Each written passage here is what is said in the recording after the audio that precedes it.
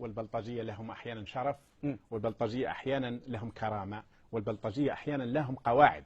أما هذه الأجهزة التابعة للعصابات همها الوحيد هو عبادة الحاكم، همها الوحيد هو عبادة الحاكم في الداخل والحاكم في الخارج، لأن هذه الأنظمة في واقع الأمر هي أنظمة مفروضة على شعوبها، ليس فقط بهذه العصابات الداخلية ولكن بقرار غربي خارجي. هذا مش موضوعنا، لكن نعم هذا مش موضوعنا، لكن هو مترابط.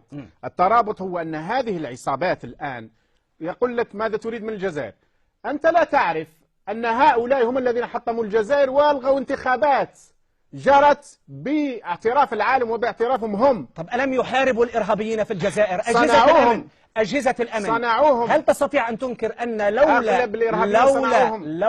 لولا خدمات أجهزة الأمن، لولا أفعالهم العظيمة لراحت الجزائر ب60,000 داهية؟ لماذا تريد أن تحاكم أجهزة الأمن؟ صنعوهم. ها هو أحد كبار الجنرالات كمال عبد الرحمن ممن صنع الجماعات الإسلامية المسلحة. نعم كانت هناك مجموعات اعتقدت أنها تكافح أو تدافع عن حقها، لكنها أخطأت في ذلك، نعتقد أنها أخطأت في ذلك، لكن ها هم الذين صنعوا. هذا القول ليس من عندي، من عند عقداء سابقين في المخابرات. هذا الرجل كان جنرال، هذا رجل صنع كالمخابرات، صنع الجماعات الإسلامية المسلحة صناعة، 90% منها صنعها صناعة. وهذا الرجل الذي لا يعرفه أغلبية العالم قائد المخابرات الجزائرية من سنة 90 لم يتغير، كل ما هناك زاد رتبا من عقيد إلى فريق بعد أن هدم الجزائر.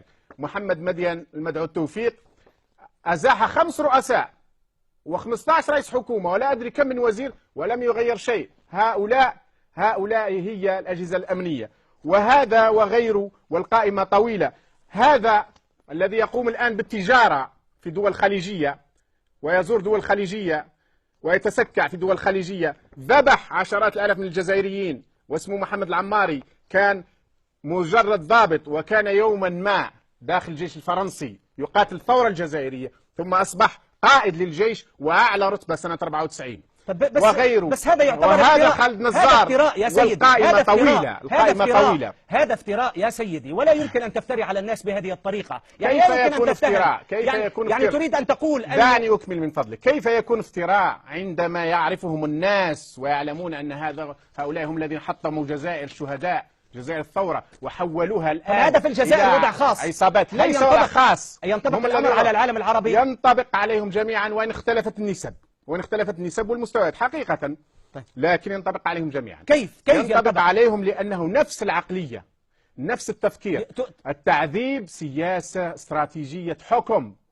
التعذيب في بلداننا، مع أن أول مادة من قانون التعذيب أو تندد بذلك، لكن أصبح التعذيب في بلداننا استراتيجية حكم وسياسة حاكم، والمستبد يفرح وهؤلاء يقدمون له الأوضاع، مثل ما يقول أخونا على أن الأمور ناصعة وبيضاء إلى آخره. أوطاننا تغرق، وإن لم تفق هذه الشعوب ستجد أنفسها ليس خلينا بموضوع محاكمة الأجهزة الأمنية والأرجنتين كي لا نخرج على الموضوع كثيرا. ليس فقط الأرجنتين، في الشيلي هذا بينوشي، مع أنه صنع المعجزة الاقتصادية الأرجنتينية، ولكن لو أنه انقلب على في 73 على اللندي، عاد الشعب الشيلي وظل وراءه وحاكم أجهزته ونزع عليه العفو، وظل ومات وهو يذهب من قسم بوليس إلى قسم بوليس ومن قضاء إلى قضاء في التحقيق غيره. وجنوب إفريقيا، وما أدراك ما جنوب إفريقيا، تحول الأمر من دولة عنصرية إلى دولة الأفارقة بعد أن أنشأوا فعلا حقيقة لجنة حقيقة، وليس كالمغرب. بس محمد عربي زيتون في جنوب أفريقيا لم يحاكموا أجهزة الأمن وضباط المخابرات، فقط أتوا بهم ليعترفوا بجرائمهم فقط، لم يحاكموا. وضعوا لهم 3 شروط. الشرط الأول أن تعترف بجرائمك، الشرط الثاني أن تملئ استمارة وتكتب عليها ذلك، الشرط الثالث أن لا تكتم أي شيء. والذين رفضوا مروا على التحقيق القضائي. هناك شروط للمصالحات. المصالحات الذي يقولون عنها ويتحدثون عنها في بلداننا هي مخادعات، هي كذب،